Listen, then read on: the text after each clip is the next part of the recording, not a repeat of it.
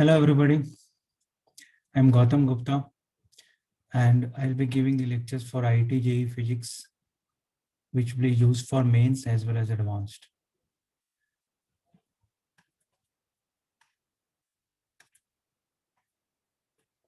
So today's topic of discussion is vector. So we'll be discussing about addition of vectors, subtraction of vector and the polygon law. So these will be the three major concepts. While doing addition of vector, let's say you have vector A and vector B. Then the resultant of vector A and B, which is represented as R, is vector A plus vector B. So while you add these two vectors, you should be very careful that the tail of the second vector, which is vector B in our case, coincides with the head of the first vector. Then the resultant vector will start from the tail of the first one and it will end at the head of the last vector, which is the vector B.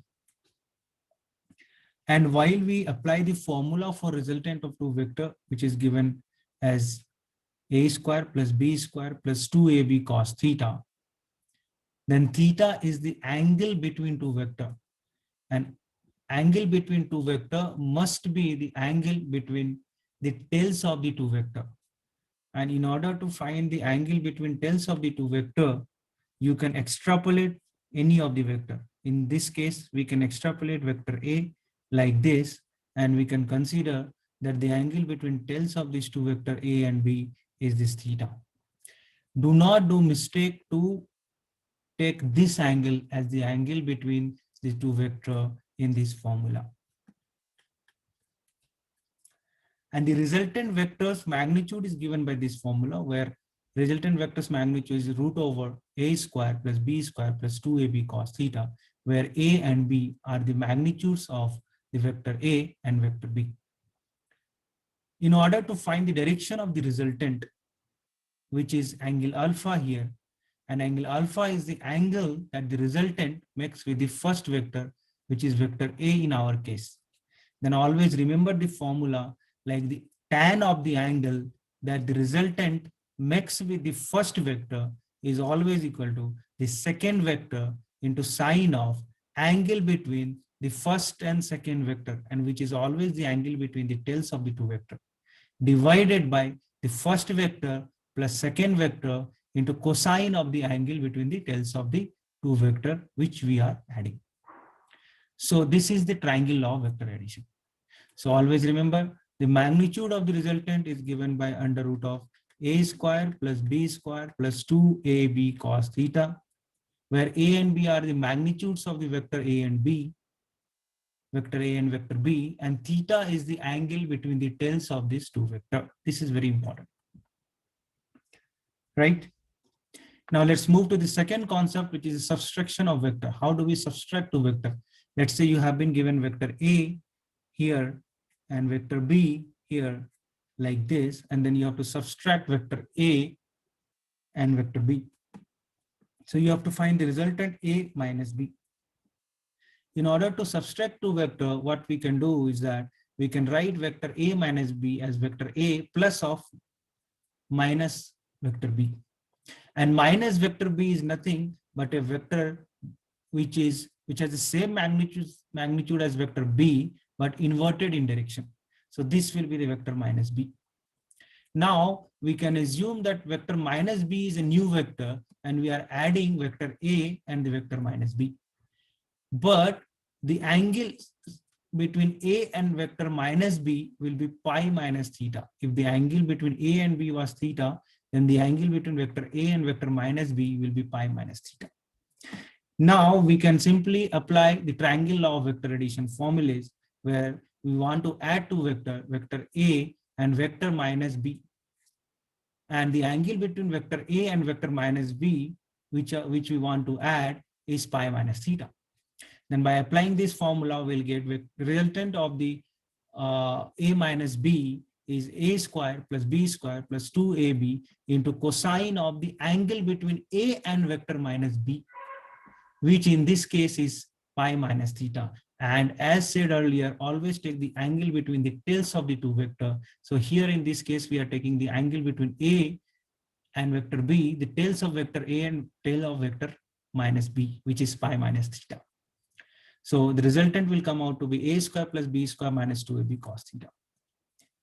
And similarly, the resultant will make a direction. This is the resultant. A plus minus B will be given by this resultant, and resultant will make a direction alpha with vector A, and the tan of that angle that the vector R makes with the first vector is second vector's magnitude, which is the magnitude of minus B.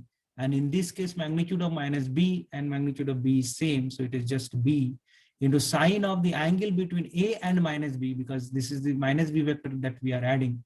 So sine of pi minus theta divided by the first vector, which is A, plus the magnitude of the second vector, which is again B, into cos of angle between A and minus B, which is pi minus theta. And then you'll get the formula for the direction of the resultant. Do we need to remember this formula as well? No.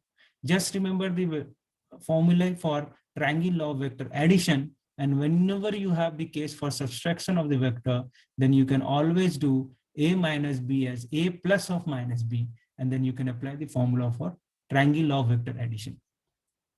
Now, one important thing here is, without doing this formula, if somebody is asking draw the vector R, where R is the vector A minus B, then you remember that if a vector A and vector B is given like this, then the resultant, which is the subtraction of these two vectors, will start from the tail of vector B and will end at the head of vector A. So if you have A minus B, that means whichever is in minus, that will be the tail, and whichever is the first vector, that will be the head. So A minus B is a vector which starts at the head of B and terminates at the head of A. So if you have any two vector in a space, then you can directly show the resultant vector as, which is the subtraction of these two vectors, which will start from the head of the first one and will which will start from the tail of the first one and will end at the head of the second one.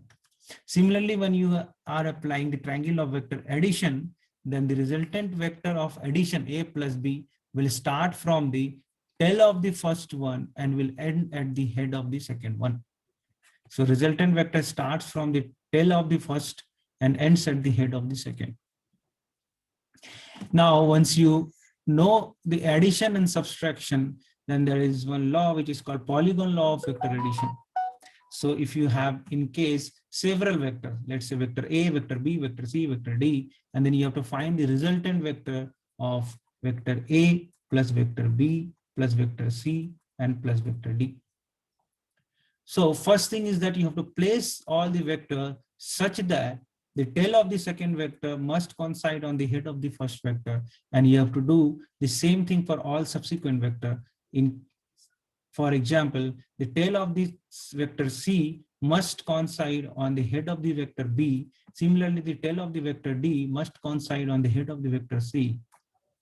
Then the resultant vector will start from the tail of the first vector and it will end at the head of the last vector, forming a closed polygon.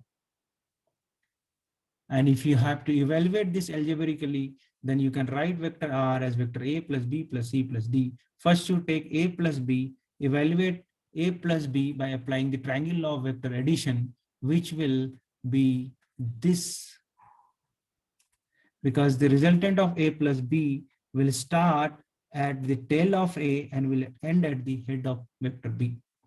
Once you found vector R1, which is A plus B, then you can add R1 and the vector C, which will give you the vector R2. And in this case, vector R2 will be this, because vector R2 is vector R1 plus C, and which will start from the tail of R1 and it has to end at the head of vector C.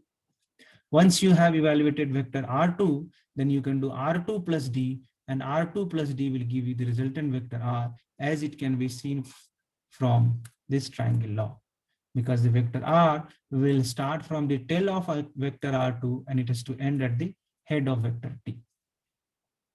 So in today's lecture, we have covered three very important concepts of vector addition by triangle law of vector addition, subtraction of vector, which can be manipulated as the addition of two vectors, addition of the first vector and the inverted second vector. And the third concept was how do we add many vectors by polygon law of vector addition. Thank you. So in the next lecture, I will show you some of the illustration on each of these concepts. Thanks for your interest. Thank you.